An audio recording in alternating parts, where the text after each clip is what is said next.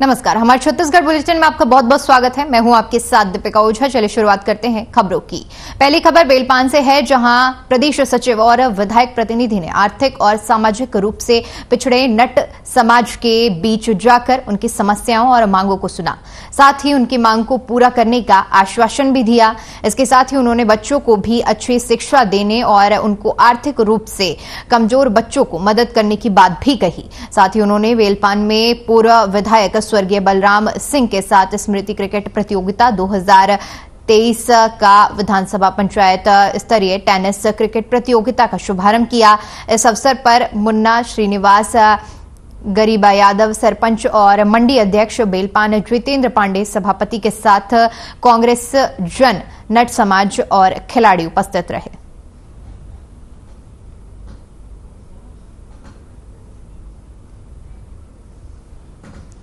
तो बताते चलें, नट समाज के लोगों से प्रदेश सचिव ने मुलाकात की है और जहां पर अपनी मांगों को पूरा कराने को लेकर नट समाज को आश्वासन भी दिया गया है। इस दौरान क्रिकेट प्रतियोगिता का भी शुभारंभ किया गया है।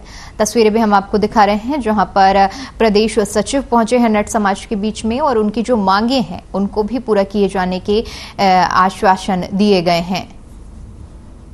बेलपान की पूरी तस्वीरें हैं, जहां पर नट समाज के लोगों से मिलने प्रदेश सचिव पहुंचे हैं और इस दौरान क्रिकेट प्रतियोगिता का भी आयोजन किया गया है और जो मांगे नट समाज की ओर से रखी गई थी उनको पूरा करने का आश्वासन प्रदेश सचिव की तरफ से दिया गया है।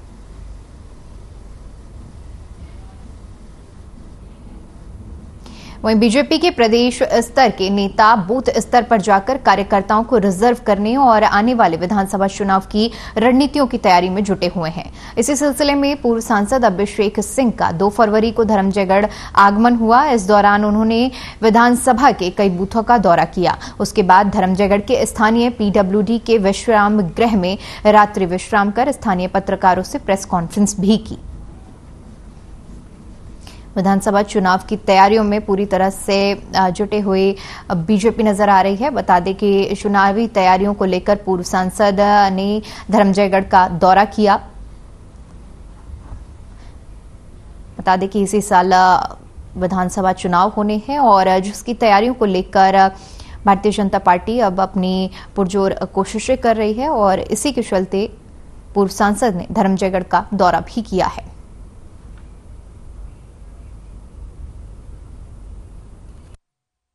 भारतीय जनता पार्टी की जिला कार्य समिति, रायगढ़ जिले की जिला कार्य समिति इस बार धर्मजयगढ़ विधानसभा में संपन्न हो रही है। और सिर्फ मैं ही नहीं बल्कि पूरा रायगढ़ जिला के तमाम भारतीय जनता पार्टी के वरिष्ठ नेतागण धर्मजयगढ़ के एक एक बूथ में कल गए हैं।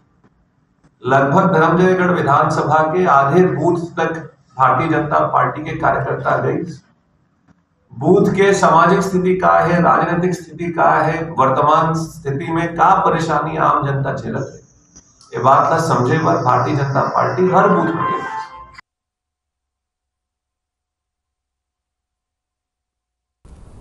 महाराष्ट्र के पूर्व मुख्यमंत्री अशोक राव चव्हाण ने मधुखेड़ में विश्व राज्य फैमिली गार्डन एंड रेस्टोरेंट का उद्घाटन किया।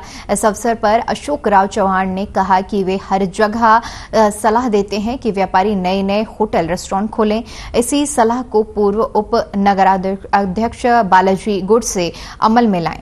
चव्हाण ने मुदखेड़ में विश्व राज्य फैमिली रेस्टोरेंट स्थापित करने की बार बार सराहना की। उन्होंने मुदखेड़ जंक्शन में होने के कारण इस इलाके में भारी ट्रैफिक रहता है, ऐसा उन्होंने कहा है। मुदखेड़ शहर से नेशनल हाईवे, स्टेट हाईवे जैसी सड़कों के कारण इस क्षेत्र में व्यवसायियों को खासा स्वागत है। और चव्हाण ने कहा कि रेस्टोरेंट के पीछे जो क्षेत्र में गोडसे एक ब्रांड है। इस अवसर पर अभिनेता सुमन तलवार, अभिनेत्री प्रीति ओम चौकसे, मुकेश चौकसे, भाऊराव फैक्ट्री के चेयरमैन और पूर्व उपाध्यक्ष कैलाश मौजूद रहे।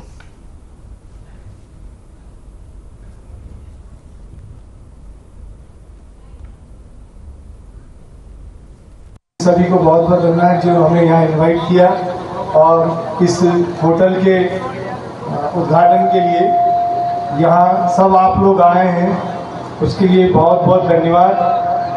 मैं क्या बोला कि वो बोल रहा था कि नहीं सर आप आना है, सेंटिमेंटली वो मुझे बहुत रिक्वेस्ट किया तो आज आया हूँ। लेकिन इधर आने के बाद देखा बहुत अच्छा है, होटल कंस्ट्रक्शन बहुत अच्छा है, लोकेशन अच्छा है, सबसे अच्छा बड़ा है, बाहर बहुत अच्छा है, बाहर बहुत कलरफुल दिखता है। हम लोगों को बाहर शाम को आके बाहर में बैठना अच्छा रहेगा, थोड़ा रेस्ट रहेगा, स्ट्रेस कम हो जाएगा। आपकी इंडस्ट्री है कि अच्छी है, जब चलता पिक्चर तो बहुत चलता, नहीं तो मॉर्निंग शो में लग जाता। हमारी फिल्म अभी ठीक चल रही है, प्रॉब्लम नहीं है। इनकी बदौलत ये हमारे सब चाहने वाले मुठभेड़ वासी है, जिन्होंने मुझे कभी नीचे देखने की नौबत नहीं लाई, इन्होंने मुझे सर पे बिठाकर यहाँ का काम हक से इन्होंने मुझसे करवा के लिया। और इसीलिए आज मुझे खुशी है कि मुठभेड़ जैसे छोटे शहर में इतना अच्छा एस्टैब्लिशमेंट यहाँ पर आज दिखाई दे रहा है। उधर छत्तीसगढ़ में जल और वन संवर्धन के दिशा में सरकार की ओर से चलाए जा रहे नरवा विकास योजना और लघु वनोपज के संग्रहण का कार्य बखूबी किया जा रहा है। छत्तीसगढ़ की ये योजना देश के अन्य राज्यों के लिए अनुकरणीय है और ये बातें छत्तीसगढ़ के अध्ययन भ्रमण में पहुंचे भारतीय वन सेवा के 2014-15 बैच के अधिकारियों ने सीएम से मुलाकात के दौरान कही। भ्रमण दल में देश के 15 राज्यों से भारतीय वन सेवा के 32 अधिकारियों ने शुक्रवार को शाम में मुख्यमंत्री निवास कार्यालय में मुख्यमंत्री भूपेश बघेल से 2 दिवसीय भ्रमण के बाद अपने अपने अनुभव साझा किए।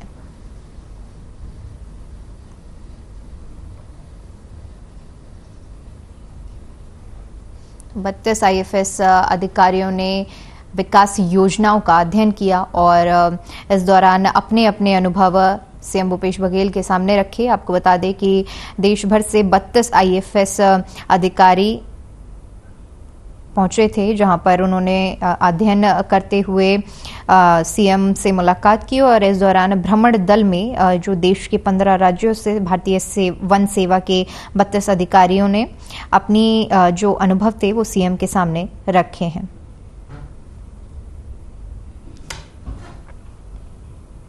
वहीं सक्ती जिले में अपनी ही 12 साल की नाबालिग बेटी के साथ छेड़छाड़ करने वाले पिता को फास्ट ट्रैक का कोर्ट सक्ती के विशेष न्यायाधीश यशवंत कुमार सारथी ने 5 साल की कठोर कारावास और 2000 रुपए का जुर्माने की सजा सुनाई है। इस बारे में विशेष लोक अभियोजक राकेश महंत ने बताया कि आरोपी ने कई बार अपनी ही नाबालिग बेटी जो 12 साल की है उससे छेड़छाड़ की थी, जिससे परेशान होकर नाबालिग ने इसकी शिकायत थाने में दर्ज कराई थी। पुलिस ने आरोपी के खिलाफ अपराध दर्ज कर आरोपी को गिरफ्तार कर लिया है और अभियोग पत्र विशेष न्यायालय में प्रस्तुत किया। विशेष न्यायालय ने सभी पक्षों को सुनने के बाद आरोपी को 5 साल के कठोर कारावास और 2000 रुपए के जुर्माने की सजा दी है।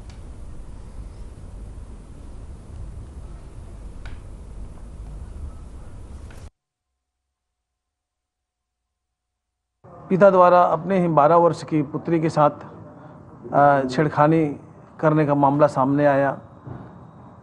पीड़ित नाबालिग ने अपने पिता के खिलाफ थाना में रिपोर्ट दर्ज कराया। विचारण उपरांत न्यायालय द्वारा अभियुक्त पिता को दोष सिद्ध पाए जाने पर विशेष न्यायाधीश यशवंत कुमार सारथी द्वारा अभियुक्त को 5 वर्ष की सश्रम कारावास और 2000 के अर्थदंड से दंडित किए गए हैं। उधर बिलासपुर में बजट की विशेषताओं को लेकर पत्रकार सम्मेलन का आयोजन किया गया, जिसमें पूर्व सीएम रमन सिंह और विधायक दल शामिल हुए।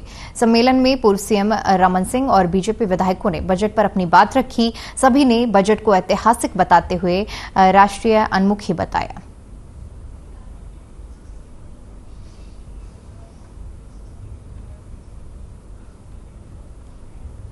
तो पत्रकार सम्मेलन का आयोजन किया गया, जहां पर पूर्व सीएम रमन सिंह भी इस मौके पर शामिल हुए और इस दौरान केंद्रीय बजट को लेकर उन्होंने कई तरह के बयान दिए और साथ ही साथ कहा कि ये जो आम बजट पेश हुआ है ये जन हितैषी बजट है।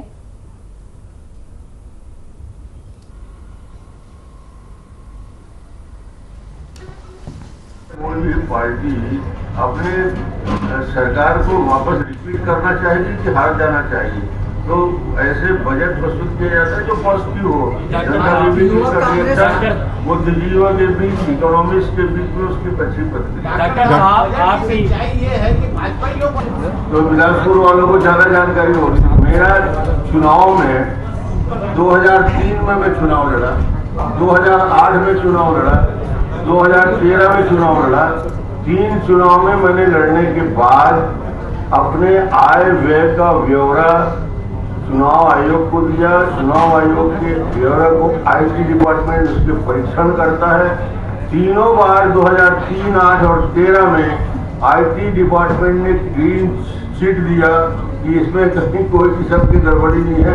उसी की कॉपी लेकर कोर्ट में एक तो चल रहा है, कोर्ट में भी चल रहा है, फिर गवर्नर के पास गया। तो मैं कहता हूं कि ये किसी व्यक्ति का आय व्यय का ब्यौरा, उसके खर्चे का ब्यौरा आईटी डिपार्टमेंट देखता है और आईटी डिपार्टमेंट का काम है। उसने जब क्लीन शीट दे दिया है तो भूपेश को बोलने के लायक कोई विषय बचता है। भूपेश बघेल को डायरेक्ट इनडायरेक्ट में छत्तीसगढ़ की बजट आएगा तो छत्तीसगढ़ के बारे में ज्यादा बात करूंगा। आज तो मैं केंद्रीय बजट का आने वाले इफेक्ट पे चर्चा कर रहा हूँ कि समाज के सभी वर्गों पे बेहतर प्रभाव पड़ेगा। जिम्मेदार है आने वाले साल में नौकरी मिलेगी, भूख तो मर जाएगा आदमी। रेशियो जिस आधार में दुनिया में पेट्रोलियम पदार्थों की वृद्धि होती है उसी आधार पे हिंदुस्तान में वृद्धि होती है, अलग से कोई वृद्धि नहीं होती। रेलवे का बजट मैंने बताया, रेलवे का बजट मैंने बताया कि 13 और 14 के बजट से 9 गुना 13 गुना ज्यादा बजट हो गया। अब इससे ज्यादा और क्या बजट नहीं और 75 बैंक परियोजना के लिए फंड रखा गया। महंगाई के बारे में महंगाई को लेकर क्या प्रावधान किया गया है? रेल लाइन का क्या हो? वही बात मैं बता रहा हूँ। बिलासपुर नहीं, छत्तीसगढ़ के 5 रेलवे की परियोजना है, वो डोंगरगढ़ से शुरू करके कवर्धा मुंगेली होते हुए दोरमी होते हुए जाने वाली परियोजना है। भूपेश बघेल ने जितनी योजनाएं हम लोगों ने बना के रखी थी पाइपलाइन में डाला था, राज्य सरकार के पैसा न देने की वजह से उसको भी बंद डब्बे में डाल दिया। विकास दर को लेकर जो आप चमत्कारी बजट बता रहे हैं, इसमें ये देख लेना है कि जॉब क्रिएशन नहीं है। मनरेगा का बजट घट गया है और हेल्थ बजट घट गया है, एजुकेशन बजट घट गया है। तो क्या ये माना जाए ये सब कुछ ठीक है या इस पर ध्यान देने की जरूरत नहीं है? महंगाई का कहीं भी जिक्र नहीं है। तो ये अमृत काल का बजट है या मित्र काल का? अमृत काल का बजट इसलिए बोल रहा हूँ, इसमें रोजगार के अवसर के सृजन का भी है। जब हम बात करते हैं कि इंफ्रास्ट्रक्चर में हम बड़ी राशि खर्च कर रहे हैं, तो ये अपने आप में साबित करता है कि इंफ्रास्ट्रक्चर में यदि ज्यादा राशि हम खर्च कर रहे हैं तो उसका मतलब ये है कि ज्यादा से ज्यादा जॉब क्रिएशन होगा। आकांक्षी जिलों के डेवलपमेंट के लिए कर रहे हैं। एक योजना मैं जिसके बारे में बता देना चाहता हूँ जॉब क्रिएशन के लिए, 3 वर्षों में, आने वाले 3 वर्षों में 47 लाख युवकों को सहायता प्रदान करने के लिए अखिल भारतीय राष्ट्रीय शिक्षुता योजना के तहत ये योजना शुरू की जाएगी। इसमें 47 लाख युवकों को सहायता प्रदान किया जाएगा डायरेक्ट, ये आने वाले स्टाइपेंड के रूप में जाने वाले 3 साल। आपने क्या भूपेश बघेल जी के बजट को लेकर क्या कहना चाहिए? सम्मान मिल रहा है तो देश के लिए उनका कॉन्ट्रीब्यूशन तो है। राजनीतिक दृष्टि से आलोचना करना एक अलग विषय होता है और सामाजिक क्षेत्र में उसके योगदान के लिए यदि उन्हें पुरस्कार पुरस्कृत किया जाता है तो कोई बुराई नहीं। भूपेश बघेल कह रहे हैं कि 14 विधायकों को बोल दिया गया भाजपा की ओर से कि अपनी टिकट देख लीजिए करके, और आपके बेटे के लिए भी चिंता करनी चाहिए। उसको ना 14 विधायक की चिंता करने की जरूरत है, ना बीजेपी की चिंता करने की जरूरत है। उसको चिंता ये करना है उसके विधायक चुनाव लड़ने से इनकार क्यों करते जा रहे हैं। टीएस सीधे को बोलता मैं निर्णय ले लूंगा, अलग अलग विधायक बोलते हैं कि हम चुनाव लड़ेंगे कि नहीं लड़ेंगे ये तय करना मुश्किल है। तो जब कांग्रेस में इतनी घोर निराशा है और सब लोग भाग रहे हैं तो इसके लिए मतलब स्पष्ट है कि कांग्रेस में आज पूरी तरीके से निराशा व्याप्त है और वो चुनाव लड़ने से भागना चाहते हैं। बाबा रामदेव कह रहे हैं कि केवल नमाज पढ़ना ही उनके लिए प्राथमिक है मुसलमानों के लिए। उनका कहना है कि भाई अनैतिक काम ना हो, नमाज तो पढ़े, नमाज के लिए उनको पहले तो ये बताएं कि उनकी सरकार आ ही नहीं रही है, उसको चिंता करने की जरूरत नहीं है। भारतीय जनता पार्टी की सरकार बनने वाली है और हम 1 घंटे में निर्णय ले लेंगे कौन मुख्यमंत्री बनेगा। भूपेश को इसके लिए तकलीफ झेलने की जरूरत नहीं। लेकिन वो आपके नाम को लेकर तंज करते हैं कि रमन सिंह में वो चेहरे में दम नहीं, ना वो छोटा चेहरा है, ना वो सीएम का चेहरा है। इसको लेकर क्या अब ये निर्णय भूपेश करेगा कि छत्तीसगढ़ की जनता तय करेगी। कितनी सीट होगी इस बार भाजपा की? मुलायम करके पार्टी का ये 14 विधायकों को बोल दिया गया है कि आप लोग देख लीजिए टिकट के लिए। चलिए, धन्यवाद।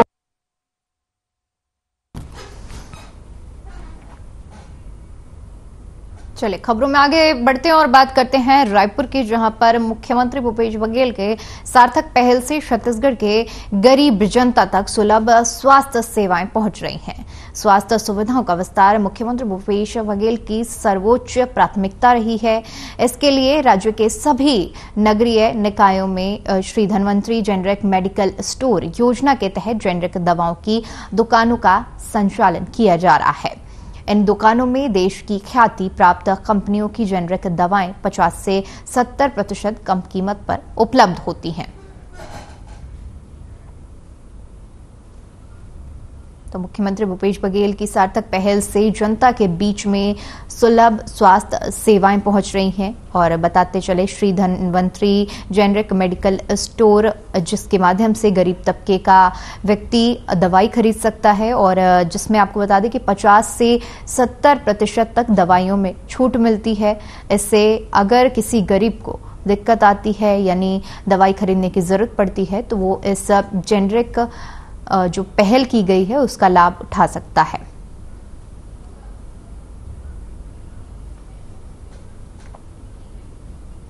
उधर रायपुर शहरवासियों की बहुप्रतीक्षित मांग पूरी हो गई है। लोक निर्माण मंत्री श्री ताम्रध्वज साहू ने रेलवे स्टेशन के पास 35.54 करोड़ रुपए की लागत से 556 मीटर लंबा तेलघानी रेलवे ओवरब्रिज और बाईपास रेल लाइन 15.73 करोड़ रुपए की लागत से तैयार गोगांव रेलवे अंडर ब्रिज का लोकार्पण किया। इन दोनों बड़े निर्माण की सौगात मिलने से जनता को सुगम यातायात की सुविधा मिलेगी और यहां लगने वाले जाम से निजात भी मिलेगा।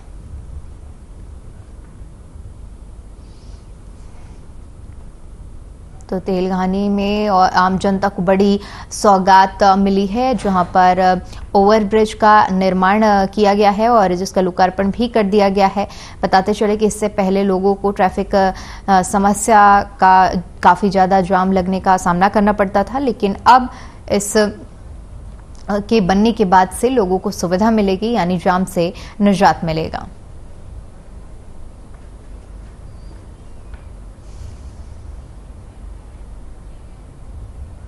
उधर ग्राम पंचायत गतौरी में सर्स Coleman logistic India private limited के पर्यावरणियों के लिए जन सुनवाई शुक्रवार को रखी गई थी। भारी विरोध के कारण जन सुनवाई को स्थगित कर दिया गया। जिला पंचायत सदस्य और ग्रामीणों ने केंद्र सरकार के पर्यावरण, वन और जलवायु परिवर्तन मंत्रालय के निर्धारित नियमों का पालन नहीं करने का मुद्दा उठाया। गतौरी स्कूल प्रांगण में आयोजित जनसुनवाई का ग्रामीणों ने जमकर विरोध किया। ग्रामवासियों और आसपास की प्रभावित पंचायतों के सरपंचों को सुबह 10 बजे से ही जनसुनवाई में पहुंच चुके थे। ग्रामीणों ने तकरीबन 1 घंटे तक जमकर हंगामा मचाया। ग्रामीणों को विरोध को देखते हुए आला अधिकारियों ने जन सुनवाई निरस्त कर दी।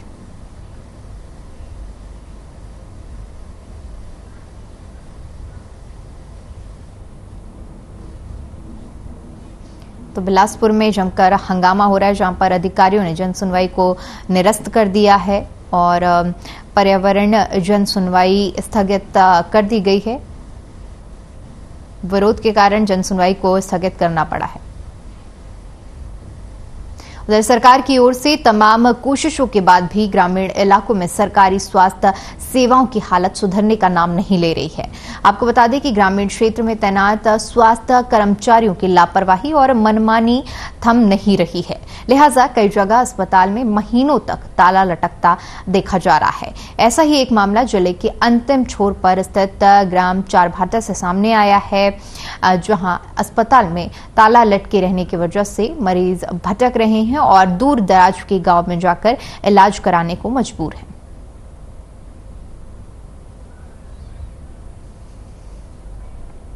तो महासमुंद में स्वास्थ्य विभाग की बड़ी लापरवाही देखने को मिली है।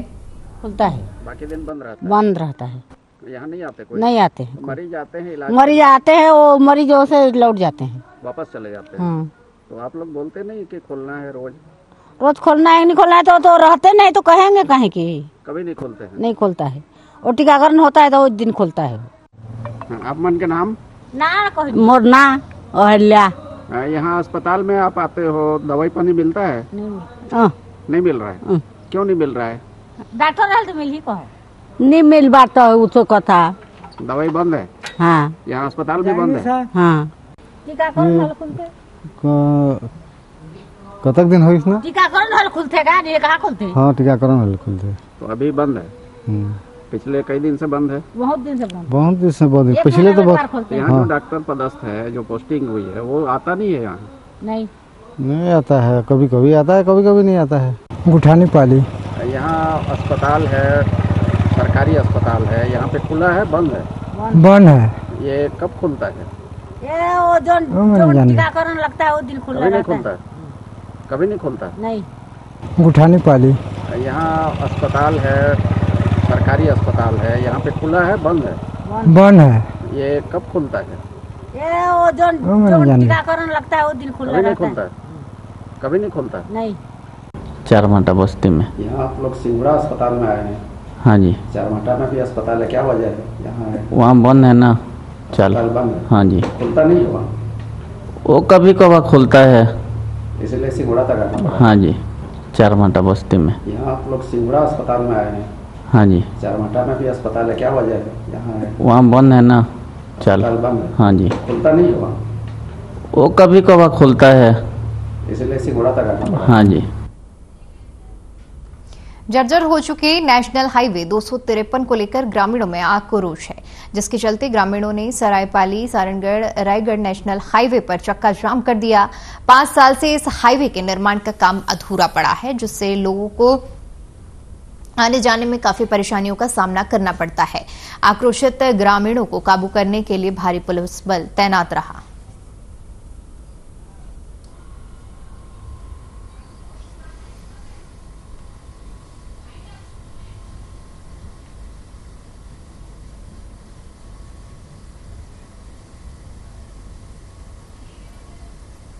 चलिए फिलहाल के लिए इस बुलेटिन में इतना ही। देश और दुनिया की तमाम बड़ी खबरों के लिए बने रहिए हमारे साथ। नमस्कार।